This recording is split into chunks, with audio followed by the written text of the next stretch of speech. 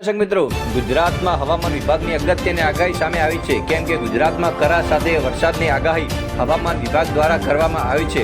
તો ગુજરાતના 9 જિલ્લામાં રેડ એલર્ટ આપી દેવામાં આવી છે અને 60 થી 80 કિલોમીટરની ઝડપે પવન ફૂંકાશે તેવી આગાહી હવામાન વિભાગ દ્વારા કરી દેવામાં આવી છે.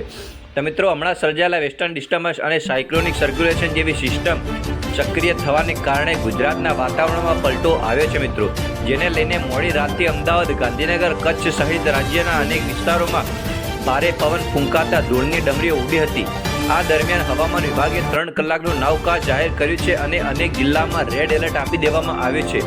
તો મિત્રો, ટોટલ 9 જિલ્લામાં રેડ એલર્ટ આપવામાં આવ્યું છે, જેમાં હવામાન વિભાગના અવકાશ મુજબ દેવભૂમિ, દ્વારકા, પોરબંદર, જામનગર, રાજકોટ, જૂનાગઢ, ગીર સોમનાથ, દીવ, કચ્છ, અમરેલી અને પાટણ જિલ્લામાં 62 થી 87 કિલોમીટરની ઝડપે પવન ફૂંકાવાની સાથે કમોસમી વરસાદને લઈને રેડ એલર્ટ જાહેર કરી દેવામાં આવ્યું છે. જ્યારે મિત્રો, મોરબી, સુરેન્દ્રનગર, બોટાદ, ભાવનગર, બનાસકાંઠા, સાબરકાંઠા, મહેસાણા, અમદાવાદ, ગાંધીનગર, અરવલ્લી અને મહીસાગર જિલ્લામાં 41 થી 61 કિલોમીટરની ઝડપે પવન ફૂંકાશે.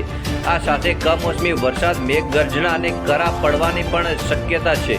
તેમજ ખેડા, આણંદ, વડોદરા, પંચમહાલ, દાહોદ, છોટાઉદેપુર, ભરૂચ, નર્મદા, સુરત, તાપી, ડાંગ, નવસારી અને વલસાડ જિલ્લામાં યલો એલર્ટ જાહેર કરી દેવામાં આવ્યું છે.